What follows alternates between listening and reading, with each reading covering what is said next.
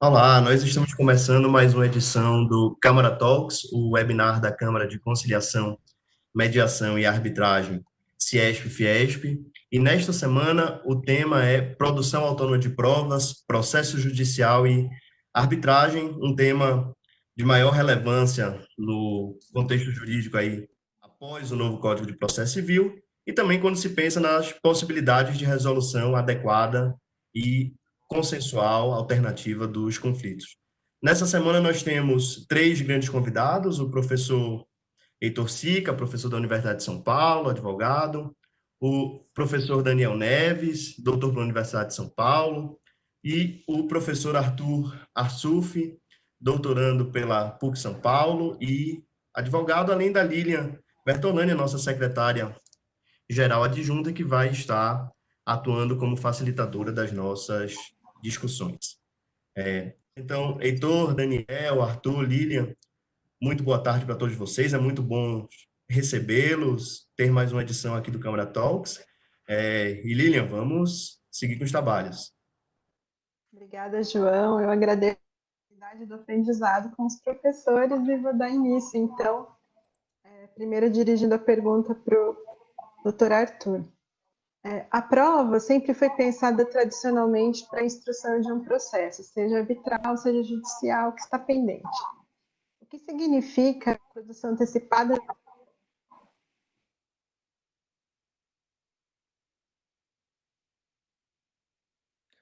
Lilian, muito obrigado pela tua pergunta. Antes de começar a resposta, eu queria agradecer ao João pelo convite. É uma honra aqui estar nessa mesa eletrônica com o professor Heitor Sica, com o professor Daniel. É, uma tarefa difícil, até porque o professor Daniel e o professor João têm aí trabalhos sobre esse tema, né? O professor Daniel tem um livro de 2008, a gente está discutindo aqui antes de entrar a data, que é um livro paradigma, que eu citei bastante na minha dissertação de mestrado, foi quem abriu, talvez, o caminho aí para essa discussão aqui no Brasil, junto com o professor Iacha, o professor Christian Garcia Vieira. O professor João Lessa tem agora um trabalho que é a tese de doutorado dele, que será defendida agora, ao que tudo indica, no mês de julho. E o professor Heitor Sica, que é um dos maiores processualistas aqui dessa geração nova, que me embasei muito nos meus trabalhos, também nos meus estudos, então é uma grande honra estar aqui com vocês nessa mesa. Em relação a essa pergunta, Lilian e todos os demais, é realmente um ponto interessante, porque quando a gente pensa em prova, a gente pensa em prova para provar uma alegação de fato controvertida num processo judicial. Então, eu preciso, em tese ali, pelo menos tradicionalmente, ter uma relação entre aquilo que é o que eu quero provar, aquela alegação de fato, e efetivamente a prova, né? E até para analisar a pertinência daquela prova, a necessidade de produzir aquela prova no processo. Quando eu penso na produção antecipada, com os contornos de autonomia que a gente vê no novo código, que o professor Daniel já trazia a lei de lá de trás, é uma ideia de que eu não tenho uma vinculação direta, eu tenho uma autonomia no direito à prova, eu perco um pouco essa relação, né? Porque eu não tenho ali efetivamente um fato controvertido, eu não tenho uma afirmação de fato relacionada a meu direito material, meu direito de fundo. Então, até o nome, e o João, ele, salvo engano, faz a crítica, que o certo não é falar em antecipação da prova. Talvez esse nome venha de uma cultura de preservar a prova, da cautelar de provas que a gente tinha no CPC de 73, que não é muito o escopo que a gente tem hoje, mas a ideia é uma ação para investigar fatos. Então, eu ainda não tenho aquela certeza sobre como vai ser as minhas afirmações, eu não sei o que vai ser controvertido, e eu preciso ter uma investigação para poder efetivamente ali entender qual que é o contexto jurídico, contexto fático que a minha pretensão está inserida. Então, na minha visão, existe uma mudança de paradigma, eu não tenho uma relação mais direta com o fato controvertido, com a afirmação, eu dou um passo atrás nessa produção de prova para poder ter uma investigação mais ampla, e isso tem uma consequência prática direta na avaliação da utilidade daquela prova.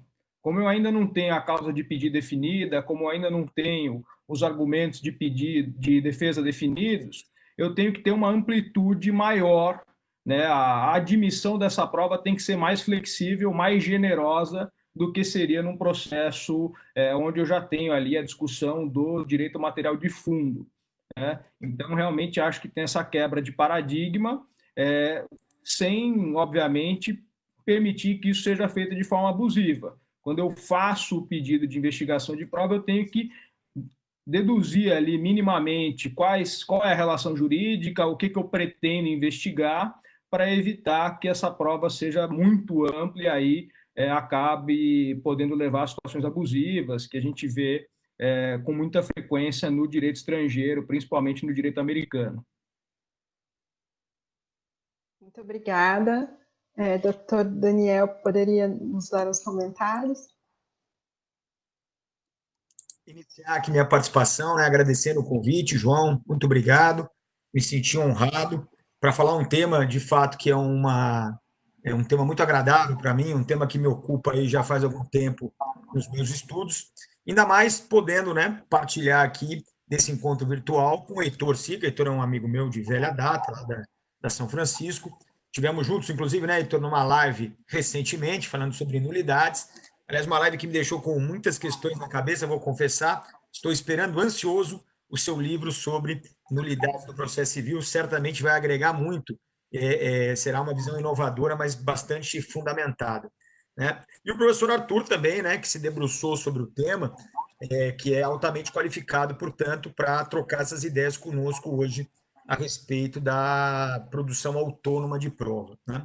Eu vejo essa ideia da produção autônoma da seguinte maneira: nós nos acostumamos, e isso na seara arbitral e na seara jurisdicional estatal, a trabalhar com a ideia de uma solução de conflitos postos, né? E quando eu imagino a ideia de uma solução de conflitos, eu imagino basicamente 3 atividades jurisdicionais, sejam elas privadas, sejam elas estatais. O conflito, invariavelmente, é muito raro que isso não aconteça, ele tem uma parte fática e uma parte jurídica, né?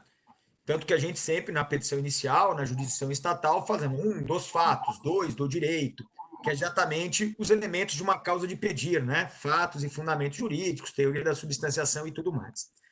Quando nós levamos esse conflito ao juízo, nós esperamos basicamente dele 3 tipos de atividade. A primeira atividade é a revelação da verdade. Isso vai se dar pela produção probatória. A partir do momento em que houve uma produção probatória, nós vamos esperar do juízo a valoração daquela prova, para que fique definida a base fática da solução do conflito. E após esse momento, aí seria o terceiro passo, nós vamos esperar a aplicação do direito ao caso concreto, tomando como base a situação fática já definida. Então, substancialmente, para resolver o conflito, nós passamos por 3 atividades essenciais do órgão julgador, seja ele arbitral, seja ele o juiz estatal. Numa produção de prova autônoma, nós ficamos na primeira etapa. Substancialmente, eu acho que o melhor jeito de descrever o que acontece para os nossos colegas é dizer que essa demanda, esse instituto da produção autônoma, ele vai justamente se limitar a cumprir a primeira etapa que a gente está acostumado a ver cumprida quando o conflito é resolvido pelo juízo. Então, a gente vai... Por isso que, para mim, o nome produção da prova, ele tem que estar aí, né? A gente pode falar produção autônoma da prova, produção da prova isolada, produção da prova simples, ou se você não quiser qualificar, chama só de produção da prova, né? De fato, aqui eu concordo com o Arthur, chamar hoje de produção antecipada de provas, como fazia o Código 73, parece não ter maior sentido, né? De fato, aqui a gente não está mais trabalhando necessariamente com uma antecipação da prova, até porque essa prova pode nos levar, inclusive, a nem ter uma ação judicial e nem se buscar uma solução de conflito por outra via. Então, de fato, o nome produção antecipada eu acho que ficou no passado, né? De qualquer maneira, produção de prova exatamente é o adequado para se pensar aqui. E nós temos a confirmação dessa minha opinião pelo artigo 382, parágrafo 2º do CPC, né?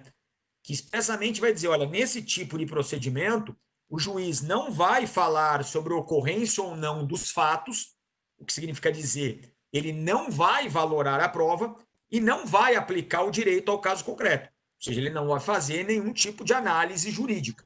Então, a partir dessa perspectiva, né, a gente vai eu até vou deixar uma provocação que a gente aqui no offline, né, nos bastidores, acabou levantando, né, que vai ser, acho que, objeto de consideração futura, da efetiva necessidade de que tudo isso aconteça perante um juiz, né? Porque, na verdade, produção da prova, com o juiz como bedel, o que basicamente vai acontecer nesse procedimento, não sei se é tão necessária assim a presença dele. De qualquer maneira, a ideia inicial é essa, né? A gente fica para fazer só a prova, não valora, não aplica o dinheiro, e é só isso que vai acontecer na produção autônoma. Perfeito, muito obrigada, professor. Agora eu passo a palavra, então, para o professor Heitor. Eu, primeiro aqui, queria cumprimentar os colegas, agradecer ao João pelo convite, a Lilian, que aqui está mediando os trabalhos, e cumprimentar o Arthur e o Daniel. É um enorme prazer e honra participar do painel com vocês. Aqui eu tenho pouco a contribuir com relação a essa primeira questão, concordo com os colegas, acho que o termo produção antecipada acho ultrapassado, porque a produção da prova, à luz do artigo 381 e seguintes do CPC, pode até desestimular que as partes efetivamente briguem, e, portanto, a ideia seria simplesmente a colheita da prova, sem que se obrigue que necessariamente ela vá ser usada ulteriormente num processo em que a prova aí sim vai ser, como disse o Daniel, valorada e efetivamente ensejar a aplicação do direito. Mas eu ponderaria com os colegas aqui, já tentando fazer um contraponto e criar uma certa polêmica, porque eu tenho para mim, até por conta da minha experiência profissional, a seguinte percepção, de que se a parte quer simplesmente investigar os fatos, então, por exemplo, ela se vê diante, né, vamos pensar na construção civil, ela se vê diante de problemas em uma obra, ela quer se inteirar o porquê que um prédio tem rachaduras, ela quer analisar as contas de uma empresa ou de uma execução de um contrato. Então, ela pode, em casos como esses, contratar um perito da sua confiança, ela pode buscar informações com as pessoas que presenciaram esses fatos em caráter puramente privado, puramente extrajudicial. Essa investigação unilateral de fatos, todo mundo está habilitado a fazer. Não há qualquer tipo de obstáculo para isso. Obviamente, só haveria um obstáculo se houver necessidade de alguma medida de força. Então, para acessar os documentos que uma parte tem e não quer entregar, para obrigar que alguém esclareça fatos, né, deponha como testemunha contra a sua vontade. Mas, do contrário, investigar fatos, é possível que os sujeitos de um potencial conflito o façam sozinhos, independentemente de participação de qualquer outro sujeito. Quando as partes decidem fazer uma produção autônoma da prova, na verdade o que elas querem é constituir uma prova em contraditório, para que essa prova, lhes sendo favorável, eventualmente convença o seu adversário a uma autocomposição, ou lhe sendo desfavorável, que a parte desista de levar o litígio adiante. E se favorável ou desfavorável não houver uma autocomposição, que essa prova aí sim depois seja usada, ou em juízo, ou na arbitragem, para aí sim ser valorada e convencer o juiz ou árbitro de que a parte tem razão. O que, portanto, me leva à consideração de que quando a parte busca a produção autônoma da prova, o litígio já se instaurou. E as partes já previamente têm uma ideia do que elas querem pedir, o conflito já está posto e precisa se vencer a resistência da outra parte para uma colheita de prova que depois eventualmente será usada. O grande objetivo da produção antecipada de provas não é simplesmente descobrir a verdade para a parte se convencer. É mais do que isso, é obter um elemento de prova que seja oponível ao adversário. Porque se eu faço um laudo unilateral, depois eu junto aquilo no processo judicial ou arbitral, o meu adversário vai dizer, isso aqui não vale nada porque eu não participei dessa produção unilateral da prova. Com base nessa constatação, eu tiraria outra. Quando eu vejo produções autônomas de prova, eu já vi isso como requerente, já vi isso como requerido, dei um parecer nessa matéria que me convenceu claramente que é assim que funciona, que as partes já têm os fatos que elas querem alegar. E as petições iniciais, muitas vezes, são um rascunho, uma minuta do que viria a ser futuramente uma petição inicial, em que realmente se apresentaria todo o contorno do litígio. Embora se preveja que não cabe defesa nem recurso, é muito comum que o requerido venha e apresente alegações contrárias. Durante a prova pericial, o perito tem que interpretar aqueles fatos até para saber sobre o que o trabalho dele vai se desenvolver. Nesse caso que eu dei um parecer, eu transformei uma parte disso, acrescentei outras coisas, mas no artigo que está publicado, não sei se os colegas chegaram a ver, posso mandar, mas a ideia ali de que o perito, assim, não, eu não vou analisar isso porque isso não é objeto da perícia. Quem diz o que é objeto da perícia é o juiz, e o juiz diz isso com base nas alegações das partes. E as alegações das partes têm que ser trazidas, como disse o Arthur lá de início, precisa haver uma delimitação do que é a relação jurídica, de que fatos elas querem que sejam provados. E esses fatos já vão ser apresentados por meio de alegações de fato, por meio de, portanto, enunciados que precisam ser confirmados ou não pela prova. Então, eu colocaria aqui para os colegas, tentando contribuir de alguma forma com a discussão, que já foi muito bem posta pelo Arthur e pelo Daniel, essa ideia de que quem vai para a produção antecipada de prova já tem o litígio, já tem as suas teses a serem defendidas, já apresenta essas teses na produção autônoma e espera que a prova autônoma confirme essas teses. E aí, se confirmar, ou se resolve por autocomposição, ou as partes vão depois levar aquela prova que foi feita em contraditório para ser usada no processo judicial arbitral. Então, não sei como é que os colegas veem isso. Professor Sica, nessa linha de ideias, é interessante a maneira como o senhor colocou a questão, porque nós temos, no nosso modelo de processo civil, uma estabilização muito cedo do objeto, nas alegações da petição inicial, controvertidas pela contestação.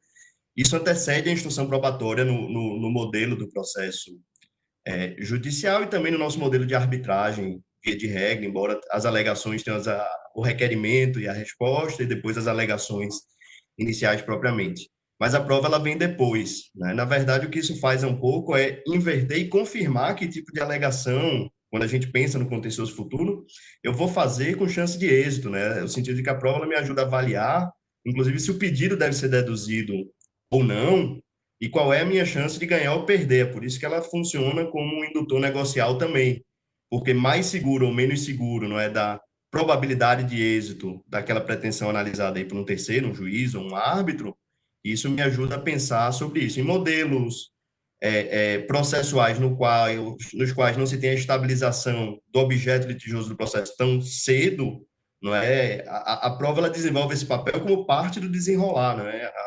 A premissa do Discovery é um pouco essa, com a possibilidade dos pleadings serem ajustados, mas esse é um papel, sem sombra de dúvida, interessante e uma inter-relação diferente, porque, claro, há afirmações sobre esses fatos, não é? Eu conheço eles em algum grau, tenho minha visão de mundo sobre eles, e eu tento confirmar ou tento obter elementos que me ajudem a compreender essa realidade, inclusive para fins de contencioso, né, de êxito ou não. E é nesse sentido que ele ajuda a possibilidade de uma solução consensual, seja ou não com auxílio de um mediador, seja através de negociação direta, né? Mas vamos lá. A próxima pergunta aqui, que a Lilian vai colocar, eu queria contextualizar um pouquinho antes da gente trazer aqui para a discussão. Diz respeito à chamada urgência probatória, não é? Ou a possibilidade de se conceder a prova não apenas porque ela é necessária, e à luz do 381 no sentido mais amplo, mas porque há um risco de perecimento dessa prova, não é? E essa parece ser a maneira como tradicionalmente, não é, sempre se entendeu o problema, daí no Código de 73 a questão da cautelar de produção de prova, não é? Ok, então, Seguindo. Então, a pergunta que a gente coloca agora é possível falar em urgência probatória para fins de obtenção de meio de prova? No que consiste esse fenômeno? Eu convido a começar agora o professor Daniel.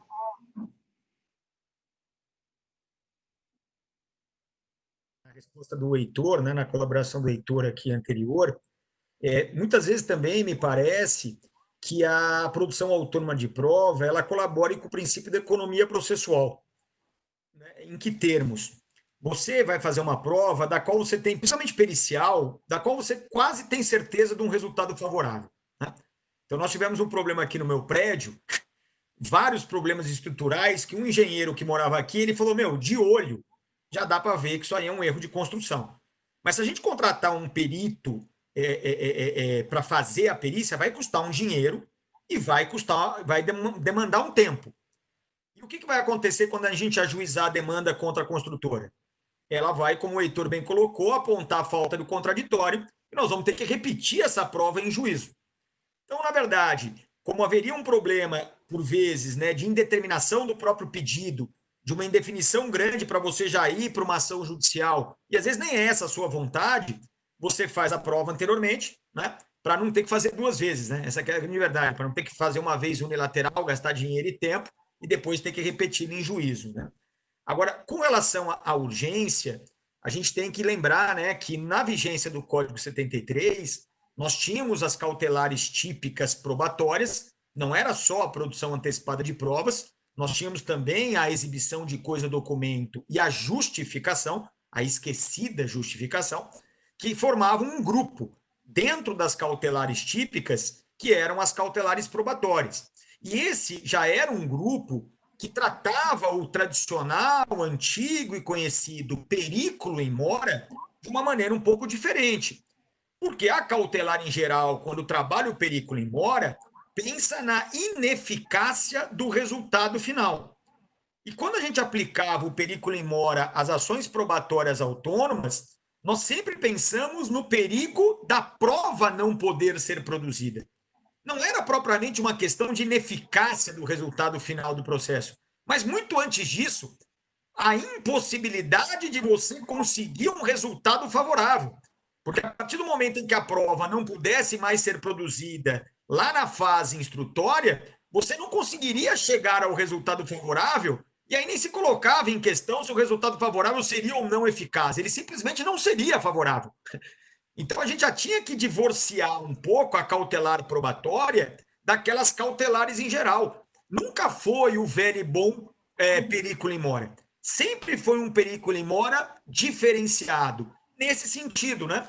O código anteriormente, lá na produção antecipada de provas, até fazia uma exemplificação de hipóteses, evidentemente de maneira meramente exemplificativa, para mostrar o perecimento do direito à prova por decorrência do tempo. A testemunha de idade avançada, a testemunha com doença grave, a perícia de bem que pudesse mudar a sua substância ou mesmo deixar de existir por decorrência do tempo. Basicamente trazer, né, o tempo como inimigo tradicional do Carnelucci, mas não o tempo como inimigo do resultado do processo, da eficácia do resultado, mas o tempo como inimigo da produção daquela prova. E nós, aqui no sistema atual, embora não estejamos mais presos à amarra da urgência, hoje a nossa ação probatória autônoma é muito mais plural por conta dos incisos 2 e 3 do artigo 381, manteve no seu inciso 1 a cautelaridade. Quer dizer, aquele inciso 1 do 381, do artigo 381, ele é a velha e boa produção antecipada de provas, na qual você vai justificar o seu interesse de agir justamente no perigo de que o tempo possa tornar a produção da sua prova excessivamente difícil ou até mesmo impossível. Então, na minha percepção, né, e a obra que eu fiz lá em 2008, que foi gentilmente aí comentada pelos colegas, era uma tese de doutorado, né? Então, aquela viagem só. Né? O que eu tentei fazer naquele momento era, diante do direito posto, tentar resolver, né, tentar justificar uma cautelar probatória sem o periculo in mora. Né? Então, era um caminho mais pedregoso, né? Porque, na verdade, tive que fazer várias conjecturas para chegar nessa conclusão. E hoje o caminho está pavimentado. Né? Essa aqui é a verdade. Continuamos a ter uma produção autônoma de prova de natureza cautelar, mas agora, ao lado dela, temos, como foi bem colocado anteriormente, uma produção de prova não para salvar a prova, mas meramente para esclarecer os fatos, ainda que esta prova não esteja correndo absolutamente nenhum perigo em decorrência do tempo.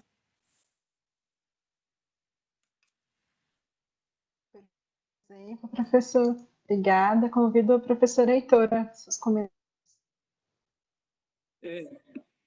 O Daniel bem lembrou aqui, né, dessa situação que se passava no CPC de 73, da cautelar de produção antecipada de provas, como era antes chamada, era um corpo meio estranho no livro 3 do CPC de 73, que tratava do processo cautelar, porque algumas regras gerais relativas ao processo cautelar seriam estranhas à produção antecipada de prova. Então, por exemplo, a regra do artigo 806 do Código Velho, né, de que a ação principal tem que ser proposta no prazo de 30 dias. A jurisprudência, aliás, com muita razão, afastava esse dispositivo da aplicação na produção antecipada de provas, lá com urgência, no Código Velho. Havia discussões em torno da competência, porque eu tenho a competência para o processo principal definida com base em determinados critérios, mas para a produção antecipada de prova, né, à luz do Código Velho, você era obrigado a mover a produção antecipada de prova no mesmo juízo que seria competente para o processo principal. E, às vezes, a prova tinha que ser produzida num local diferente. Então, essa correlação entre a produção antecipada de provas fundada na urgência e o processo principal traziam amarras, a meu ver, que até conspiravam contra a efetividade desse instrumento. Quando a gente olha para o CPC de 2015, essa regra aí dos 30 dias para mover o processo principal, isso não se aplica, né, fazendo coro, portanto, ao que a jurisprudência já entendia. Ficou claro que a competência para a produção antecipada de prova não tem nada a ver com a competência para o dito processo principal, que nem dá mais para usar essa expressão, né? Melhor seria dizer o processo para o qual essa prova pode eventualmente ser utilizada. E essa prova pode ser utilizada para inúmeros outros processos, não apenas um.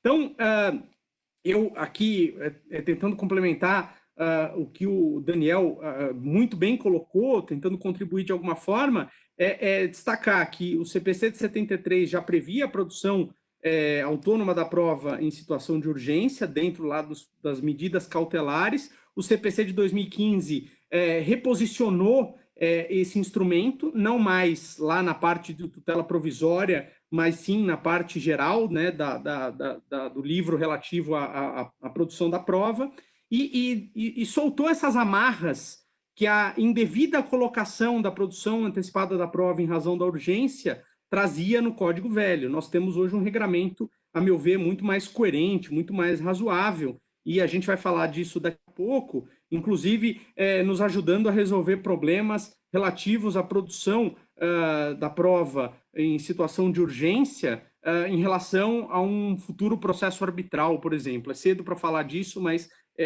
já aqui pontuando, nós temos no CPC de 2015 e depois, com a reforma da lei de arbitragem em 2015, um cenário muito mais claro para a produção antecipada da prova com urgência em relação ao processo futuro, eventual processo arbitral, né? Perfeito, professor Arthur.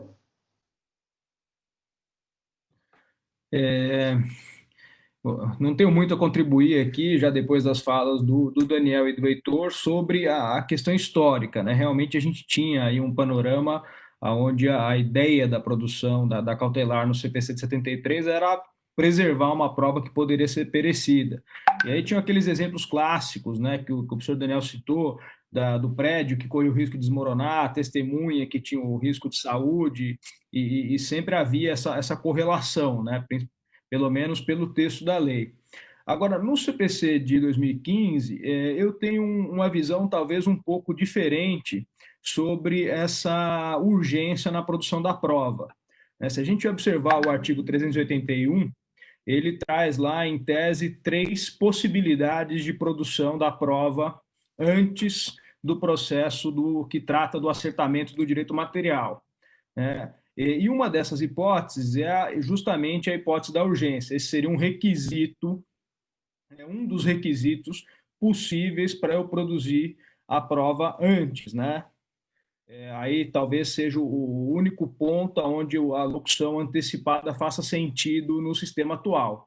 Mas, na minha visão, eu comecei a pensar, quando eu comecei a estudar esse tema, eu pensei, bom, existem então 2 tipos de produção antecipada da prova. Aquela que é sem urgência, incisos 1 e 2, e aquela com urgência, inciso 3, e com requisitos diversos. Mas, estudando um pouco mais, eu cheguei à conclusão que, na verdade, não são 2 tipos de produção antecipada da prova, eu não tenho requisitos diversos. Pelo menos eu enxergo assim. O que eu tenho hoje, e o Código reconheceu, é um direito autônomo à prova. Aí a gente vai poder discutir, talvez um pouco mais academicamente, se esse é um direito puramente material, se esse é um direito processual, se ele é um direito misto, né? Que talvez seja uma posição interessante. Mas a verdade é que a lei permite que eu tenha acesso à prova sem demonstrar qualquer tipo de urgência. Não preciso demonstrar qualquer tipo de urgência. Essa é uma realidade. No CPC de 73, eu fiz uma análise de diversos julgados. Um dos requisitos que impedia a permissão da produção da prova era justamente não haver urgência, né?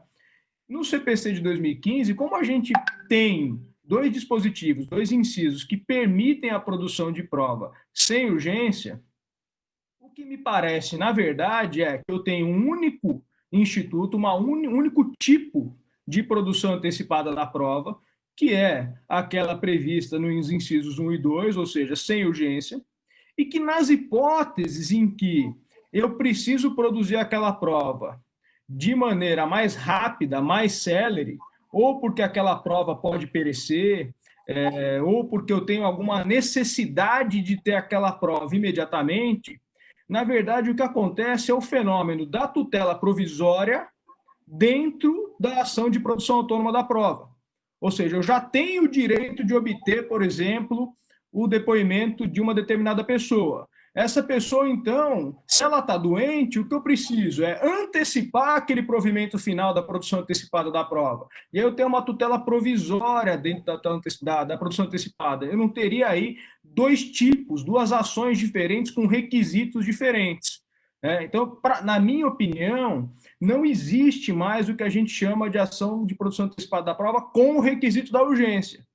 Existe, então, na verdade, o que me parece que o Código deveria ter feito é dizer que cabe tutela provisória dentro da produção antecipada da prova. Ele solucionaria e tiraria de uma vez por todas essa relação que a gente tem com o Código antigo. Ele superaria essa discussão. Me parece que ele deveria ter feito isso. Obviamente, quando a gente está pensando no processo legislativo, tem todo o histórico, tem razões de se manter uma tradição, e me parece que o inciso 3 ele permaneceu no Código por conta disso. E aí, um ponto interessante, fazendo até um link com o que o Daniel falou, sobre a urgência, aquele perigo da demora um pouco diferente, que ele deveria preservar não o resultado útil, mas o próprio provimento favorável para a parte, é que a gente tem, na minha opinião, 2 tipos de urgência antecipáveis aqui na produção antecipada. Ou eu tenho a urgência de preservar a prova que será eventualmente usada no processo futuro, e aí esse é um fundamento que eu vou utilizar para solicitar a tutela provisória na minha ação de produção antecipada, de produção autônoma, mas também podem haver situações onde existe a urgência na própria obtenção da prova, quando a obtenção da prova é o meu objetivo final. A gente vivenciou uma situação curiosa, né, tratando desse tema na advocacia, que era uma situação que envolvia até uma situação pré-arbitral, uma discussão pré-arbitral, que tinha algumas cautelares envolvendo questão de administração de empresa, votação em assembleias, etc. E havia um dado documento que os acionistas precisavam ter acesso para exercer o voto de maneira qualificada numa dada assembleia. Ou seja, esse documento ele não era relevante para poder conseguir um resultado favorável no eventual processo futuro. O documento, por si, ele era relevante para a parte exercer um ato, né? Então, me parece que existem ali os dois tipos de urgência, né? Um para preservar o processo futuro e o outro que eu preciso efetivamente ter acesso à prova agora, independentemente do uso no judiciário ou na arbitragem depois, né? Então, para fazer um resumo aqui, me parece que o código, analisando ele de forma detalhada, ele suprimiu a produção antecipada com o requisito da urgência e simplesmente passou a autorizar a antecipação da tutela antecipada, né, antecipação da tutela nas medidas probatórias autônomas. E eu acho que isso traz algumas consequências, principalmente pelo desprendimento de ficar debatendo urgência quando isso não é mais necessário pelo código, né?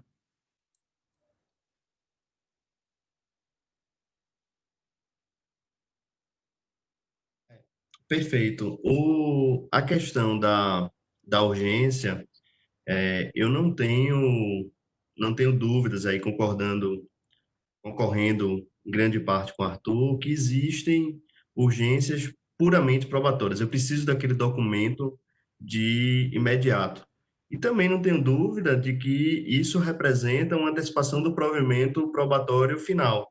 Eu tenho direito à informação, eu tenho direito a uma informação, portanto, acesso a um documento, a constituição de um meio de prova, só que eu preciso disso agora. Na verdade, você está antecipando esse provimento final. A situação aqui, problematizando um pouco em torno do tema, é que há situações em que a urgência, ela é probatória também, mas ela tem um caráter aí de referibilidade, não é? Voltando a lidar com uma das características clássicas das cautelares, que é o impacto na instrução de um processo futuro, né? A de perpetuum rei memoriam. Se não fizer isso, um outro contencioso será impactado. Então, é porque há situações em que a prova ela realmente satisfaz, o que eu quero é ter acesso à informação, é esta tutela pura e simples, aspas, é isso, tive acesso à informação, tive acesso ao documento, e há situações em que, além disto, além de ter acesso a essa informação, isso tem um desdobramento num contencioso futuro que tem o risco de poder ser impactado se não for preservada essa prova, que é o único sentido que se reconhecia tradicionalmente, né? E que o novo código manteve, Arthur, não conseguiu superar esse apego ao problema das cautelares, né?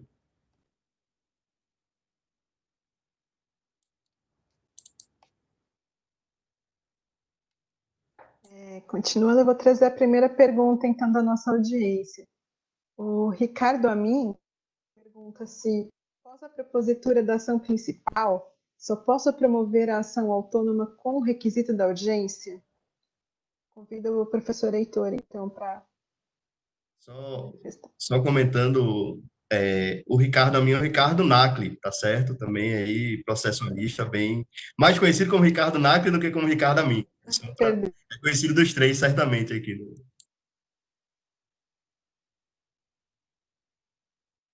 Perfeito. Eu acredito que seja bem difícil sustentar a necessidade da produção antecipada de prova, produção autônoma de prova sem urgência, estando em andamento um processo que diga respeito aos mesmos fatos que se pretenderia provar na produção autônoma. Se os fatos são exatamente os mesmos, a mim pareceria que a utilidade da produção autônoma se perdeu.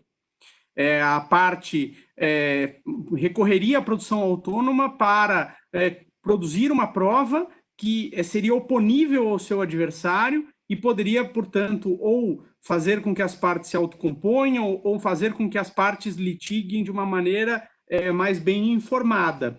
Se o litígio já foi judicializado, ou já foi objeto, por exemplo, de um processo arbitral, essa utilidade da produção autônoma sem o requisito da urgência se perdeu.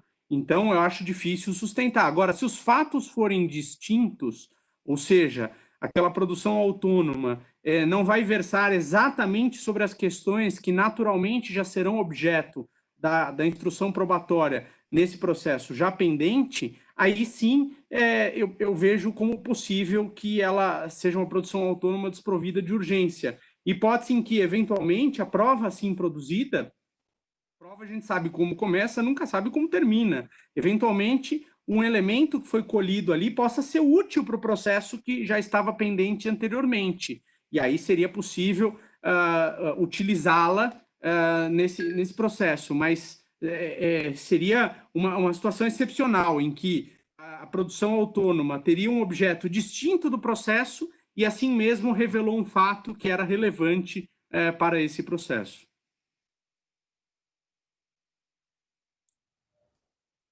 Perfeito. Professor Arthur, quer comentar? Eu acho perfeita a posição do professor Heitor. Eu queria fazer alguns comentários, né? Primeiro que o professor Ricardo Nacli é um mau elemento aqui, amigo de todo mundo, e fez certamente essa pergunta aqui, querendo discutir questões práticas muito interessantes. Eu acho que a gente tem alguns cenários onde pode ser possível a produção antecipada da prova quando já existe um processo. Vamos pensar, por exemplo, numa situação onde exista uma sentença que impediu a produção de uma prova, uma determinada prova, de maneira equivocada. Por exemplo, ela julga antecipadamente o pedido, havendo pedido de produção de prova de uma das partes, julga contra os interesses dessa parte. O STJ tem já um entendimento formado no sentido de que isso não é possível, isso implica em violação à ampla defesa, ao contraditório. Me parece que seria possível, ainda que com algumas ressalvas, a produção antecipada da prova, para documentar essa prova, produzir essa prova, e essa prova ser acostada no tribunal, para o tribunal ter condições de julgar diretamente o pedido, não precisar anular e ter uma ineficiência aí de procedimento, né? Poderia ser uma situação. Sem dúvida, me parece que isso seria possível se houvesse risco de perecimento da prova. Sem risco, aí exige um pouco mais de debate, discussão, mas me parece que pode ser uma situação. E a outra é justamente que o Heitor trouxe, estou de pleno acordo, se houverem fatos diferentes, ainda que interrelacionados. Se houver, por exemplo, a relação de uma terceira parte que não participa daquele primeiro processo, aí sim me parece que não há problema nenhum em produzir essa prova com ou sem urgência. Perfeito. Professor Daniel. Eu só vou fazer uma só consideração de que a ação autônoma de produção da prova, na constância de uma demanda, ela só não pode ser usada como um subterfúgio para escapar de uma eventual irrecorribilidade a respeito de decisão que indeferiu a produção da prova. Porque aí é uma questão a ser resolvida no processo em trâmite. Então, não vejo como possível você pedir uma prova pericial, o juiz indefere, e aí você diz, bom, já que eu não consegui fazer dentro do processo, eu vou promover uma ação autônoma probatória, vou fazer esta mesma prova, e aí eu posso justificar, eu estou pensando em ir para uma arbitragem aqui no meio do caminho, eu estou pensando em oferecer para a parte contrária uma mediação, e aí para isso eu preciso fazer essa prova. Quer dizer, hoje em dia cá entre nós o interesse de agir, né, como o Arthur bem colocou para produzir a prova, ele é gigantesco, né, por conta do inciso 3º do artigo 383. Então eu só tenho essa dificuldade. Ah, Daniel, mas a prova vai perecer. Ah, eu acho que você consegue até sacar um agravo de instrumento dentro da taxatividade mitigada do STJ. Né? Você vai dizer, olha, eu não posso esperar até o final, porque essa prova não vai mais poder ser produzida. Imagino eu que o tribunal vá conhecer o teu recurso de agravo. Então, a minha única preocupação com ações probatórias em concomitância com a ação judicial no qual o fato já está sendo debatido é você usar a ação como um subterfúgio recursal. Aí eu não acho que seja adequado.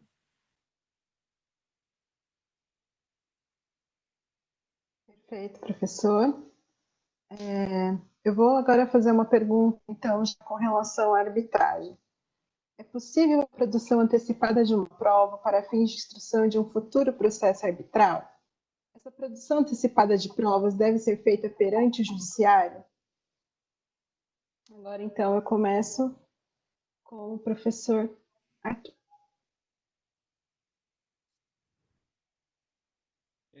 Essa questão é realmente muito interessante. Eu passei, acho que alguns meses discutindo esse tema com o João, quando eu estava escrevendo minha dissertação de mestrado, e acabei discordando dele, né? Acabei ousando em discordar dele e talvez da maior parte das pessoas, porque me parece que existe sim essa possibilidade de produzir essa prova antecipadamente e que essa prova tem que ser produzida, ainda que sem urgência, né, no Poder Judiciário. Quer dizer, ela pode ser produzida no Poder Judiciário. Né? Quando estou falando de urgência, me parece que não existem maiores problemas, porque a própria lei de arbitragem, no 22 e no 23, permite que questões urgentes sejam levadas ao Poder Judiciário, obviamente naquelas situações onde não tem árbitro de emergência, onde a Câmara não prevê uma situação para regular essas situações. Mas ainda que tenha, me parece que a lei permite que eu busque o Judiciário quando eu tenho urgência. Acho que esse não é o nosso problema. A grande questão é, quando eu não tenho urgência, eu posso buscar esse direito no Poder Judiciário, e se eu não puder, o que eu faço em relação à arbitragem? A minha posição, e aí que reconheço que é uma posição minoritária, é que eu posso buscar essa produção no Poder Judiciário. E aqui algumas razões para isso. A primeira é a extensão da cláusula arbitral. Quando as partes elas pensam e formulam uma cláusula compromissória, a ideia, o objetivo principal delas é fazer com que o direito material de fundo, a questão de direito material de fundo, a questão societária, o reequilíbrio econômico contratual, qualquer que seja a questão de fundo da arbitragem, seja decidida por um tribunal arbitral, por pessoas que ela entende que talvez sejam mais qualificadas por serem especialistas na matéria, que vão ter um tempo maior para conduzir o procedimento. Então, o objetivo ao escrever a cláusula compromissória é trazer a jurisdição dessa questão para um tribunal privado, né?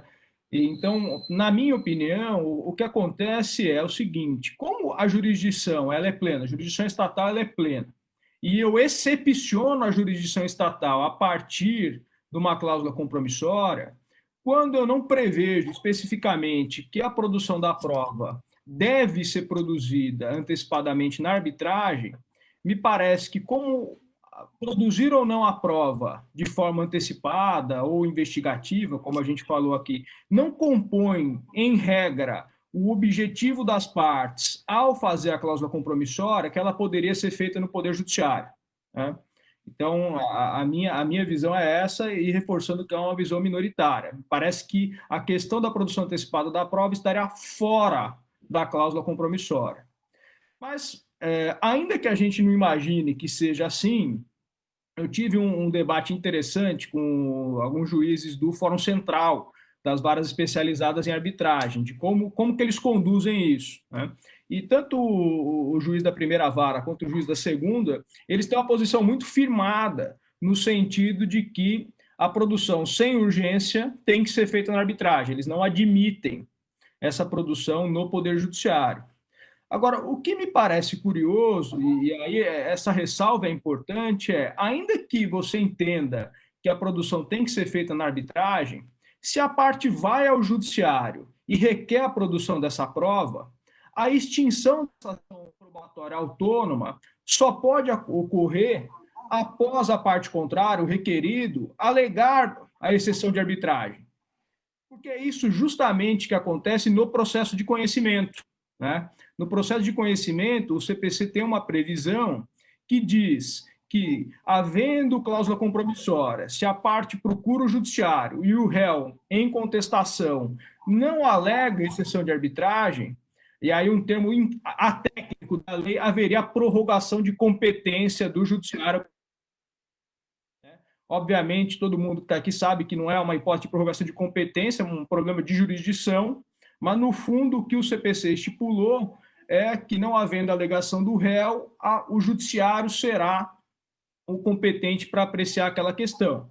Então, me parece que, ainda que se entenda que a questão tem que ir à arbitragem, que essa situação depende de uma impugnação do réu. Se o réu não impugnar, o Poder Judiciário tem sim que processar a produção autônoma no Poder Judiciário de forma ampla. Passando para a segunda parte da questão, de que se isso poderia ser objeto de uma arbitragem autônoma, ou como isso funcionaria, eu tive uma experiência recente, salvo engano, final de 2018 ou começo de 2019, numa situação em que a gente foi demandado numa arbitragem, nosso cliente foi demandado numa arbitragem, e alguns aspectos determinantes da nossa defesa, para formar, inclusive, a tese da defesa, dependia da produção prévia de algumas provas, né? Que isso poderia modificar os nossos argumentos de defesa, né? E lá no contexto da arbitragem, a gente criou um procedimento de uma fase de produção antecipada da prova antes das alegações iniciais, seja da requerente da arbitragem, seja a nossa enquanto convenção, né? E isso foi muito produtivo, porque a gente pôde trazer essas provas específicas antes para a gente poder construir melhor os argumentos da fase postulatória, né? Então, isso me parece que é possível, sem dúvida. Agora, entender se poderia haver um tribunal arbitral para produzir exclusivamente provas, sem discutir, ainda que no momento posterior, o direito material, acho uma questão um pouco complicada até do ponto de vista pragmático, né? Qual é o custo de constituição de um tribunal arbitral para decidir uma questão sobre se eu posso ou não produzir aquela prova, se essa prova vai ser produzida em contraditório ou não, para depois eu ter que iniciar uma segunda arbitragem, eventualmente, é óbvio, né? Mas se não havendo consenso, iniciar uma segunda arbitragem para então discutir o meu direito de fundo.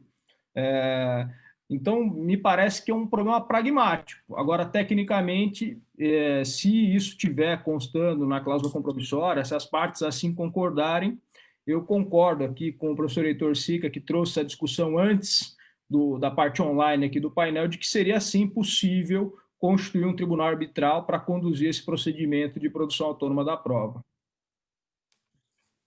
Polemizando um pouco aqui, né? Imagina, obrigada, professora. Eu aproveito até para colocar aqui, tem uma questão nesse sentido do Luiz Fernando Alves da Silva, que está acompanhando a gente. Ele fala se a produção das provas antecipadas, se prevista na cláusula de arbitragem, deve vincular as partes impedindo a produção no juiz estatal. Passo a palavra, então, para o professor Daniel.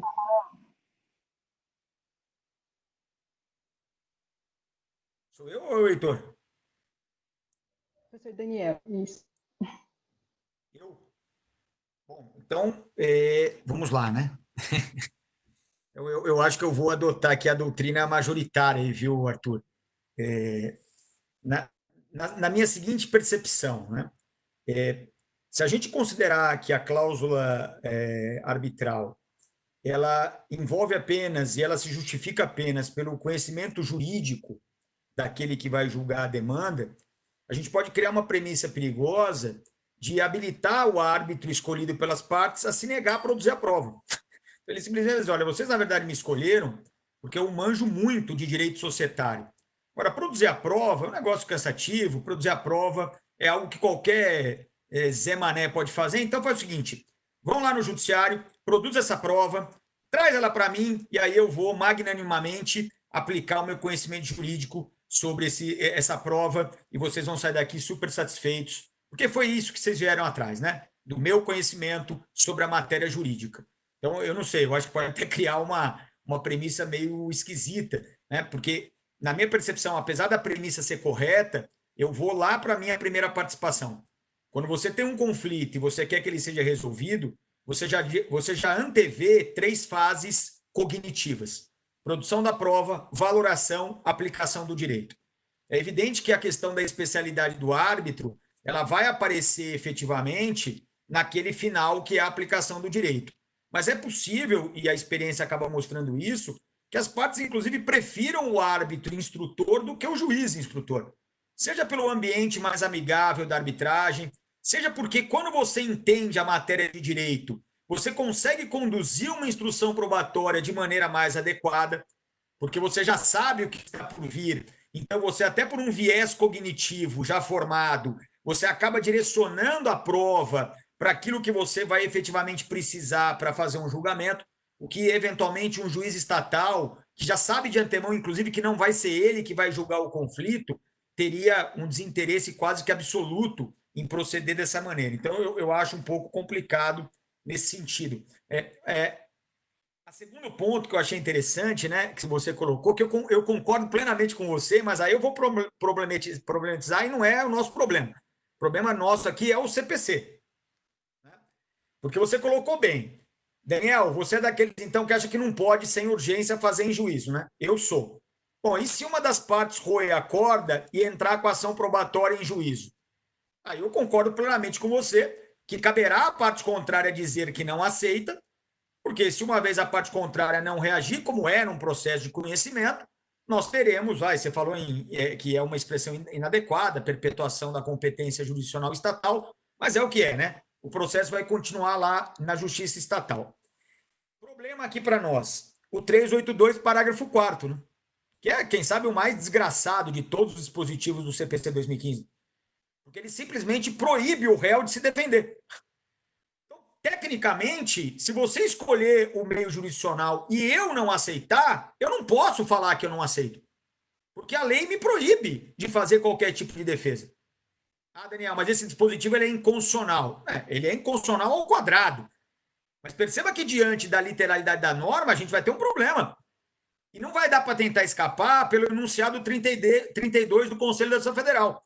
Porque esse enunciado ele diz, olha, essa vedação de resposta, ela não impede a alegação de uma matéria conhecível de ofício. Porque se o juiz pode conhecer de ofício, naturalmente você pode alegar. E aí a gente vai lembrar lá do artigo 337, que quando vai falar das defesas preliminares, tira a incompetência relativa e a arguição de arbitragem do âmbito das matérias conhecíveis de ofício. Então, ou seja, é a desgraça pronta, né? Porque eu aqui teria que, se eu fosse um legalista, que eu acho que o juiz ele deve declarar incidentalmente inconstitucional esse artigo e admitir a defesa do réu. Mas se eu fosse um legalista puro, eu diria o seguinte, olha, não pode fazer judiciário, mas se alguém escolher fazer, o outro vai ter que fazer, porque eu não tenho como alegar em defesa que não pode fazer. E o juiz não pode conhecer de ofício. Ou seja, a desgraça total e absoluta, né? E a questão da produção antecipada na arbitragem, eu queria sugerir mais do que isso. Eu ia falar em mão dupla, eu acho que a gente tem que sugerir uma mão tripla. Eu nem sei como é que funcionaria isso, né? Porque a mão dupla vai e volta, né? A mão tripla, eu não sei como é que vai ser. Mas o que eu quero, na verdade, dizer? Vamos pegar o inciso 2 do 381, que eu acho bem adequado. Você vai fazer a prova para definir a porta a buscar no sistema multiportas. Nós estamos muito acostumados a pensar, nós vamos fazer a prova judicialmente para daí escolher a forma consensual, a forma arbitral ou a forma jurisdição estatal. Ora, se a gente trabalhar uma ideia, né, de mão tripla, você poderia fazer a prova em qualquer um desses três ambientes. A prova ela pode ser produzida no ambiente jurisdicional estatal, na arbitragem ou na mediação. E a partir desta produção de prova nesse ambiente, nós resolveríamos se seguiríamos no mesmo ambiente onde a prova foi produzida ou se sairíamos daquele ambiente para outro. É óbvio que tudo de maneira acordada, né? Então, isso que eu falo em mão tripla. Quer dizer, eu tenho três formas substancialmente de resolver o conflito. Elas três podem trabalhar a produção autônoma da prova e elas três podem também trabalhar a solução do conflito. Então, fazer uma mistureba generalizada para todo mundo poder, em tese, atuar em todas as atividades. É mais ou menos isso. Professor.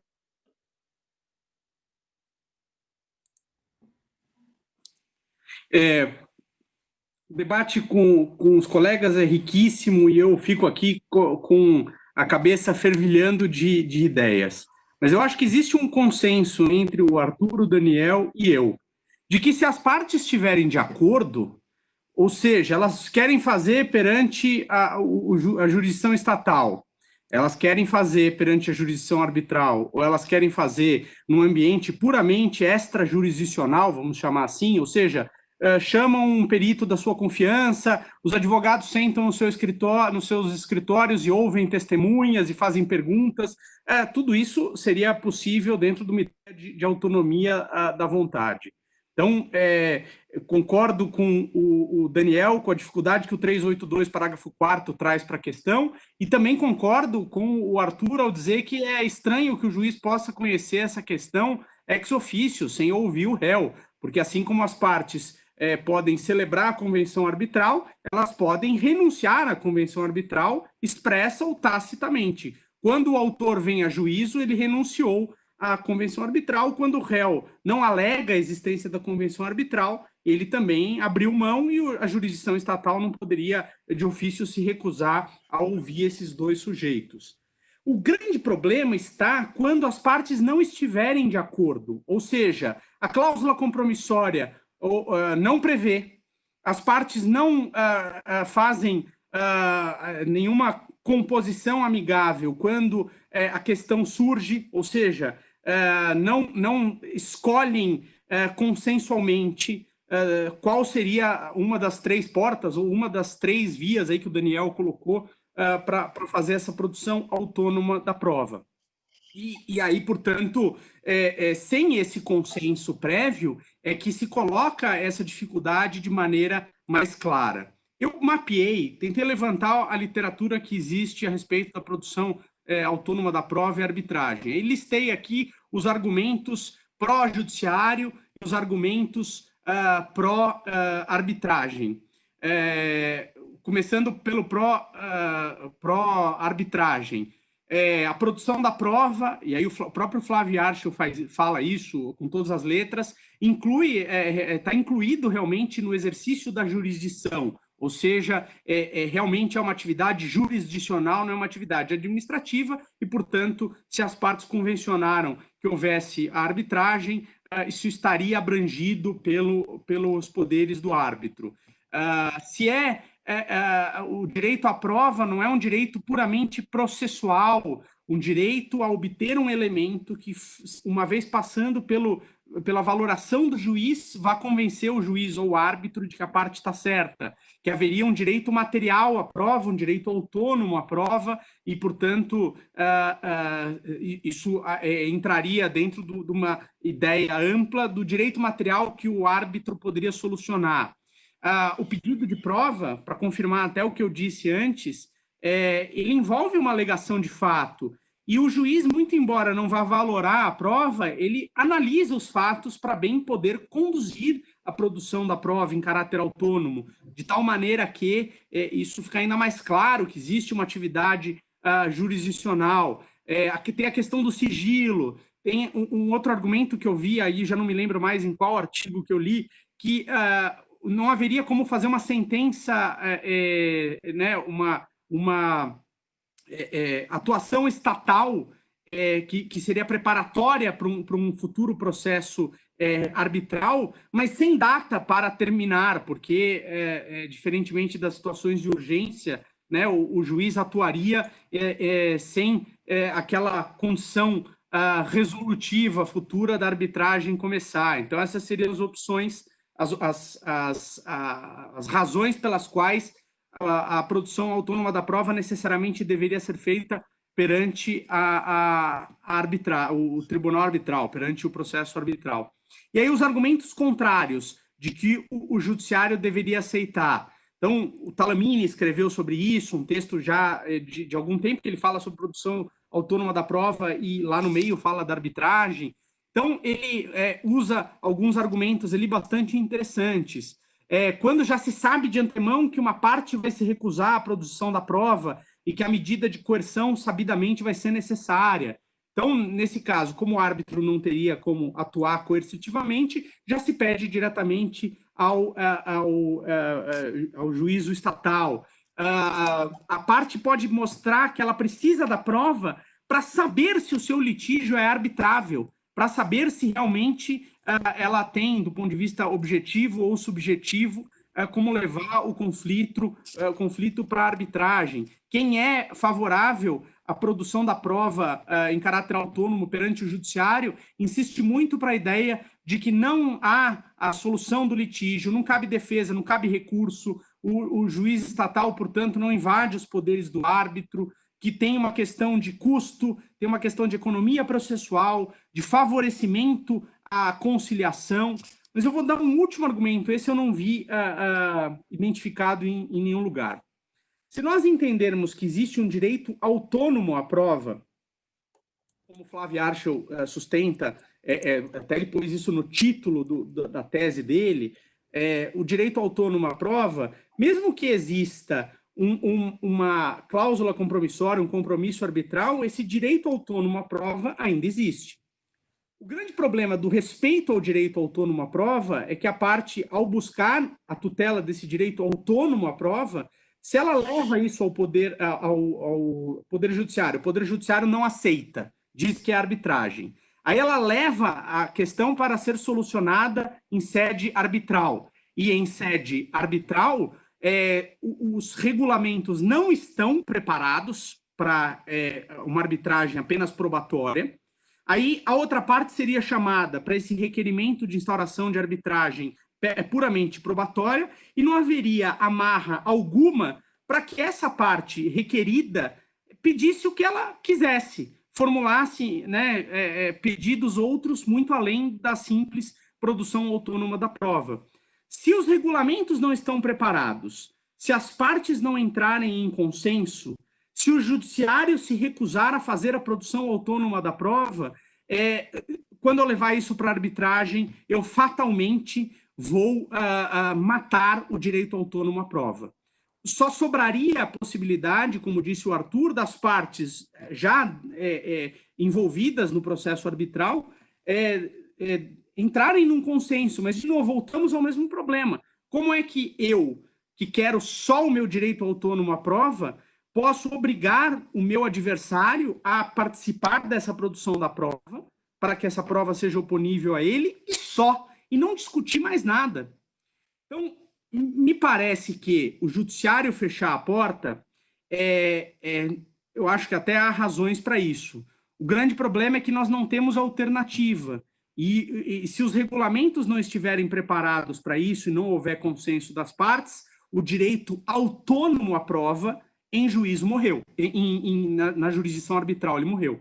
Então, o meu ponto aqui fundamental não vou entrar tanto na discussão se a produção autônoma da prova seria do judiciário ou seria arbitral. Acho que depende do consenso das partes. Se não houver consenso das partes, se o Poder Judiciário fechar as portas, a arbitragem não poderia fechar, porque isso representaria matar o direito autônomo à prova. Se ele existe, se ele também é merecedor de tutela, e se, como o próprio nome diz, ele é um direito autônomo, se eu peço perante a arbitragem apenas a tutela desse direito autônomo à prova, o meu adversário não poderia trazer os seus outros pedidos que não estivessem gravitando em torno de direito autônomo à prova.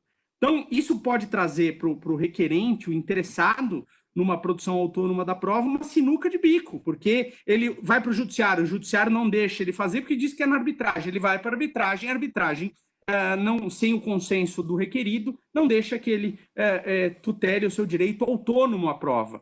Essa é a razão pela qual eu entendo que os regulamentos deveriam ser adaptados para criar essa possibilidade. Já se criou o árbitro de emergência, por que não o árbitro probatório? Isso representaria economia para as partes. Talvez árbitros achem, como o Daniel falou, essa atividade menos nobre. Quando eu falei isso há uns 2 anos, eu acho, 3, o João estava tentando lembrar antes que a gente tivesse começado aqui a transmissão, eu participei de um outro painel, coincidentemente aqui na Câmara também, e coincidentemente falando sobre esse mesmo tema, propus isso. O doutor Zé Emílio Nunes, na primeira fila, pediu a palavra e disse que era um absurdo, que árbitro não se presta só a colher prova, árbitro se presta a solucionar conflitos. Então, eu acho que dentro de uma perspectiva de autonomia da vontade das partes, se elas selecionarem um regulamento de uma Câmara para ser aplicada ao seu processo arbitral e o regulamento previr um árbitro meramente probatório, e uma parte requerer essa arbitragem puramente probatória, respeitou-se a autonomia da vontade, e se um determinado árbitro não quiser esse encargo, outro eventualmente vai querer. Essa é a minha ponderação. Acho que ninguém melhor para comentar agora do que o João Lessa, por favor. Eu ouvi aqui todos vocês, o tema ele é importante por muitas repercussões que tem, tá? Em relação à questão da produção autônoma de provas e arbitragem, eu acho que ele é, aliás, como qualquer problema atinente à jurisdição arbitral, ele é um problema de análise da abrangência da própria convenção, quer dizer, saber se o árbitro tem ou não jurisdição para analisar aquele pedido, não é? À luz da causa de pedido deduzida a partir de um arranjo contratual. Assim que se analisa a abrangência sempre. E vou dar um exemplo aqui para ajudar a pensar na linha de por que é preciso olhar a convenção. Uma das hipóteses de produção simples ou autônomos de prova é quando eu tenho uma pretensão atinente à informação e fiscalização. Vou pensar no exemplo, de repente, de um sócio não administrador, minoritário, que quer saber informações ali daquele arranjo societário, da condução. E há aí, nos instrumentos sociais, parasociais, etc., etc., a convenção de arbitragem, não é? Por uma política de governança, enfim, as partes convencionaram isso, não é? Então, há uma clara opção de utilização de arbitragem ali no contexto. Eu quero, neste contexto, desta relação societária, ser informado, não é? Ter acesso a informações, documentos, etc., etc., relativos à gestão social. Não é? Me parece que é um caso que estaria, sim, no âmbito de abrangência de uma convenção de arbitragem ampla que diga que as relações societárias são regidas. Por exemplo, eu acho que é uma questão de abrangência. Como qualquer problema jurisdicional na arbitragem, não é? Isso vai ter que ser analisado, e aí o Daniel e o Arthur colocaram, à luz do problema da competência para o árbitro e da exceção de arbitragem no judiciário, se a coisa estiver em alegada violação. E aí o problema lá do parágrafo 4º do 382 é um problema de inconstitucionalidade, não é? Ele simplesmente é inconstitucional do jeito que está escrito, porque processo que não cabe defesa nem recurso não é processo legítimo. Então, a interpretação que a gente tem que fazer disso tem que ser uma interpretação que tem que salvar ele de uma inconstitucionalidade, não é? E me parece que aí o ponto para tentar unir essas duas pontas, salvar este problema e a questão da própria análise, tem que ser que o que não cabe recurso ou defesa é qualquer incursão, que aliás já não deveria haver, sobre um mérito, não é, de um outro processo eventual e futuro no qual essa prova venha a ser utilizada. Mas aquilo que disser respeito aos próprios problemas probatórios, naturalmente cabe participação, cabe defesa e, eventualmente, inclusive, recurso conforme o caso. E aí, dentro dessa defesa, tem que caber a exceção material de arbitragem, ainda que ela não esteja ali bem estabelecida. Bom, isso é uma parte do problema. A outra parte, em relação ao argumento de conveniência, de custo, de se ter uma arbitragem probatória, realmente, esse é um problema existente, mas ele me parece, metajurídico. O sistema arbitral, ele, com o que tem de bom e com o que tem de ruim, na hora em que as partes aderem, não é, optam por arbitragem, elas estão expostas a esse tipo de vicissitude. Então, o argumento econômico não me parece que ajuda a resolver aquilo. É algo para a gente criticar, mas não sei se nos dá propriamente a resposta para essa questão. Bom, então já na linha aí de que eu estou discordando de Arthur, não é? A gente conversou durante muitos meses e na época ele estava escrevendo a dissertação e chegamos aí a posições um pouco diferentes. Eu vou na linha de que nós temos que analisar pedido e causa de pedir à luz da convenção de arbitragem para saber se aquilo está abrangido ou não. Porque eu parto da premissa de que o direito à prova é um direito, né? O professor Dinamarco diz que os problemas probatórios são bifrontes, né? Mas me parece que ele é um problema de direito material que é processualizado de uma forma, e tanto é direito material que ele pode ser objeto principal de um processo. É uma questão de premissa aí de como eu enxergo, que me leva também a entender que isso é arbitrável. Se é direito material, está no âmbito de abrangência de uma convenção, não me parece que teria outra solução. E aí, professor Sica, é interessante a ideia de um procedimento, não é, de um árbitro probatório, mas, de novo, isso está no elemento de custo, não é? Como o problema da arbitragem expedita, né? Tem uma arbitragem mais barata, um procedimento mais direcionados apenas para produzir a prova. Mas as regras normais de arbitragem dos regulamentos, ou, quiçá, mesmo a arbitragem ad hoc, permite, sim, a tutela desse direito à prova. Não é? O árbitro vai ter que adaptar um pouco o procedimento, mas o procedimento arbitral ele é já naturalmente, independente do contexto, flexível. Então, isso poderia ser feito.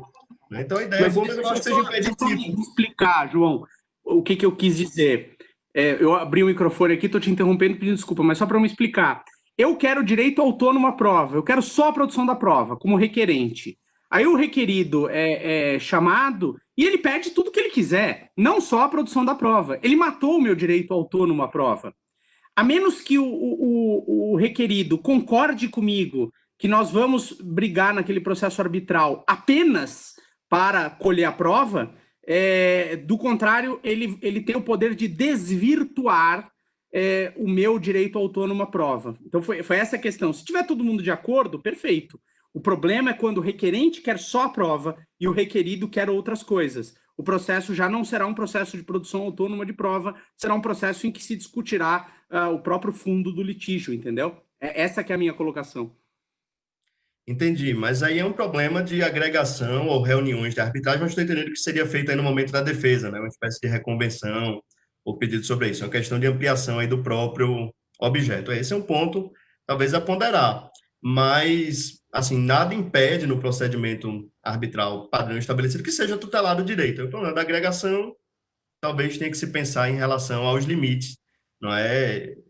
Já no código talvez seja mais fácil de resolver também, à luz da questão de ser, na minha leitura, é um procedimento especial para a produção autônoma da prova, né? Isso ajuda a resolver no ambiente judicial a que esse argumento não vinga tanto. Interessante a ponderação.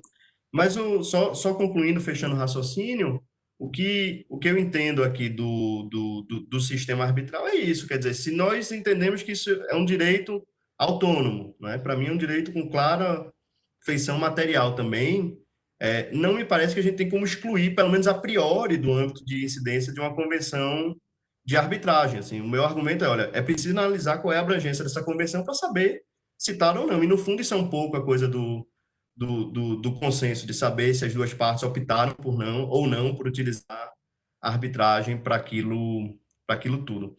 Agora, acho que neste caso específico, a causa de pedido, digamos assim, o motivo pelo qual eu deduzo o pedido, ele é importante também, para saber se isso deve ser ou pode ser tutelado, será tutelado apenas arbitralmente ou não.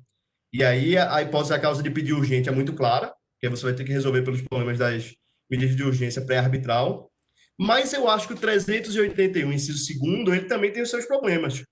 Ele também tem questões aqui. Porque ele diz que a hipótese em que eu produzo a prova, quando ela puder ajudar a autocomposição, ou quando a prova puder ser utilizada para outro meio adequado de solução de conflito, né? Ou viabilizar outro meio adequado de solução de conflito. Ora, é um problema enfrentar o inciso segundo, porque que eu saiba são duas opções de resolução de conflitos.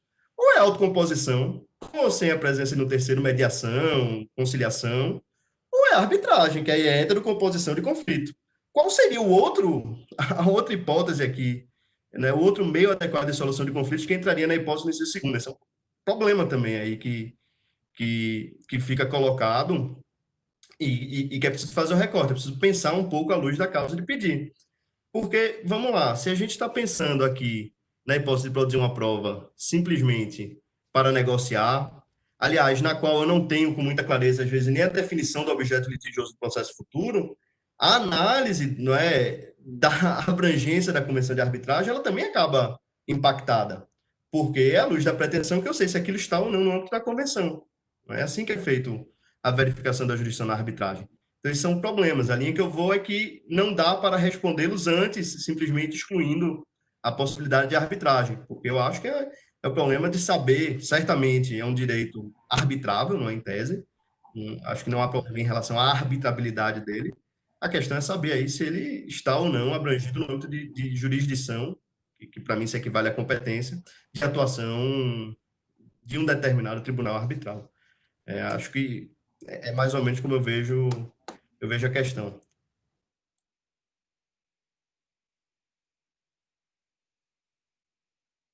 Alguém quer fazer algum comentário? O tema é bem acalorado. Arthur, se você quiser responder, já que você ficou aqui isolado por mim, pelo Daniel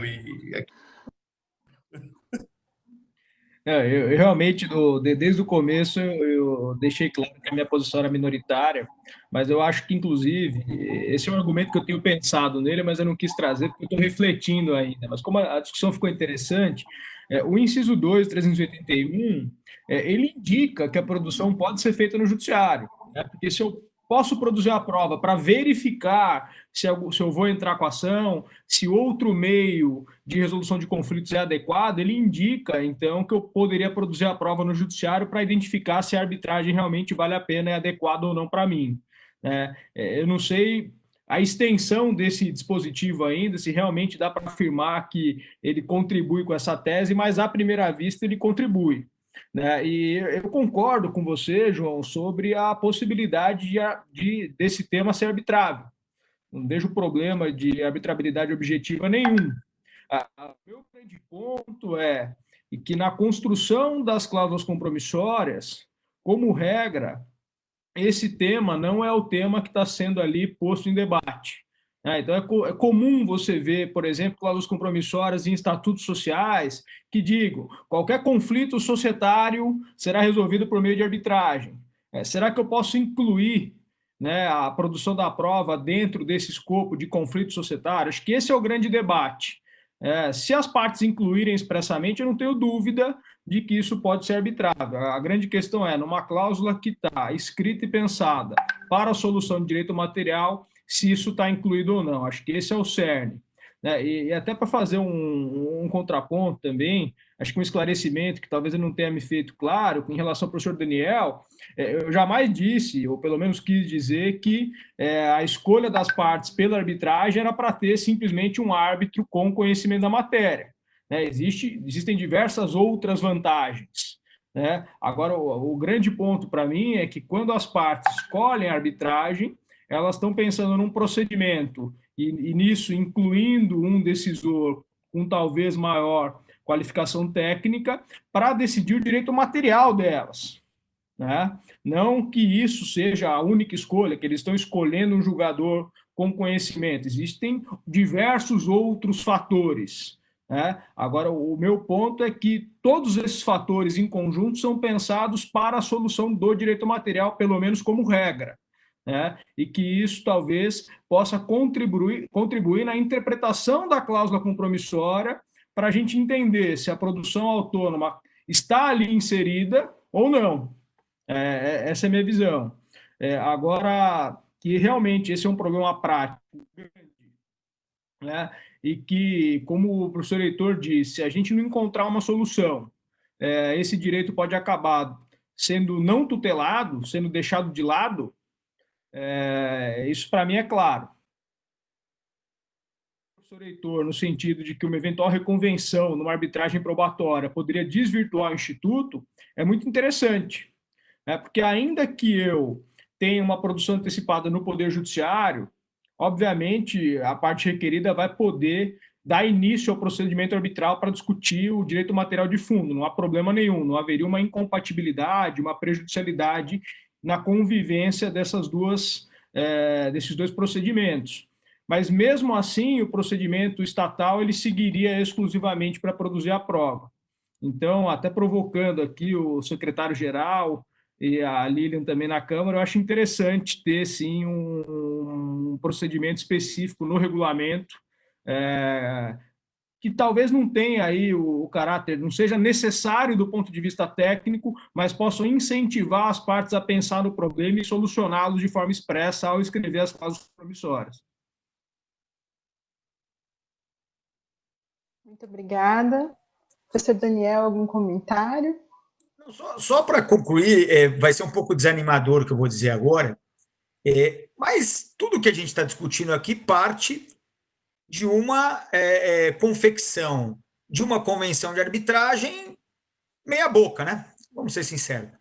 Porque se a gente já está antevendo tantos problemas assim, é o caso, evidentemente, de no momento de fazer a convenção de arbitragem já pré-definir exatamente como o direito autônomo à produção da prova vai ser realizado entre as partes, né? Mata o mal aliás, como vários problemas, né, da jurisdição para dentro da arbitragem morrem pela convenção, né? Então, nessa perspectiva, eu acho que é válido o nosso debate aqui, justamente para incentivar, né, os advogados, naquele momento lá atrás, a evitar terem que voltar a assistir essa nossa live no futuro, né? Se agora, não, tem uma live lá que os caras debateram, tal, não tem problema. Está escrito aqui, ó, a prova vai ser produzida sempre na arbitragem. Ou a gente vai fazer assim, a nossa arbitragem, num primeiro momento, é só para produzir a prova. Após a sua produção na arbitragem, nós vamos decidir a forma de solução do conflito. Não havendo decisão consensual, resta sempre o judiciário. Ou então nós vamos matar o direito autônomo à prova. Sabe como é que a gente mata? Dizendo o seguinte, a prova, ela salva a urgência, vai ser sempre produzida em arbitragem. Mas como a gente quer tanto a prova como a solução do conflito em arbitragem, nós vamos simplesmente criar um procedimento que começa pela produção da prova. Pronto. O direito autônomo da prova morreu, mas morreu de morte morrida pelas duas partes que seriam os seus titulares. Então é uma morte agradável, é uma morte sem reclamação, sem viúva para chorar em cima do caixão, né? Então, fundamentalmente, eu acho que essa é a minha percepção, né? Porque olha o pano para a manga que deu, olha o que a gente discutiu sem chegar a conclusões, essa que é a grande verdade, porque a cada ponto que um coloca, o outro já vem com 2, e aqui, ó, o caderninho comendo solto de anotação, e tudo poderia ser evitado, né? Então, acho que a maior lição que a gente pode deixar do nosso encontro é não precisem assistir de novo isso, né? Resolvam antes do problema nascer. Muito obrigada, professor Daniel. Excelente. Lilian, desculpa, só estou fechando. Na verdade, a minha posição talvez seja mais próxima da do Arthur até do que o que eu pensei, porque no final das contas a coisa cai na interpretação da convenção de arbitragem. O Arthur tende, em princípio, em tese, a fazer uma interpretação mais restritiva do que a minha, que tendo aí, pelo que eu entendi, quando se fala, porque as cláusulas compromissórias, elas são e precisam ser um pouquinho genéricas mesmo. Então, qualquer conflito oriundo desta relação contratual, desta relação societária, desta obra, enfim, tem que ser um pouquinho assim, porque os problemas de jurisdição na arbitragem existem, não é? E a primeira alegação de alguém que é demandado é recalcitrante, não é? Que não quer participar de uma arbitragem. Então, o primeiro argumento é dizer que não deveria ser arbitragem. Então, a coisa, na verdade, cai na interpretação do que está contido ou não na convenção. Por isso que a solução do Arthur aí, só tentando fechar um pouco a ideia, seria a previsão expressa, não é? Para fins disso. Eu acho que soluciona. Agora, eu acho que isso não é um requisito para dizer, olha, se não estiver expressamente previsto, não será na arbitragem. Eu acho que a análise é um pouco mais complexa à luz do pedido, da causa de pedido da própria convenção, assim, só tentando organizar minha ideia com a do Arthur aqui, né? A partir do que o Daniel falou. Bom, perfeito. Pelo adiantado da hora, agora a gente vai já precisar encerrar. Infelizmente, a gente não conseguiu responder todas as dúvidas da audiência, mas isso já gera um próximo encontro, quem sabe, né, João? Né, para a gente discutir ainda mais sobre produção autônoma de prova. A participação do Daniel, professor Arthur, professor Heitor. Obrigada pela participação de É isso aí, muito obrigado, Lilian, muito obrigado, Heitor, Daniel, Arthur. É uma satisfação recebê-los aqui na Câmara CIESP-FIESP, discutir o tema com vocês, que são vozes tão autorizadas, não é? Queria fazer um convite a você que nos assiste. O Câmara Talks é um programa semanal, às quintas-feiras, 14h. Semana que vem, o tema é um tema super atual e que foi, aliás, mencionado aqui, acho que na fala do professor Heitor Sic, que diz respeito a dispute boards, não é? Nos contratos de infraestrutura.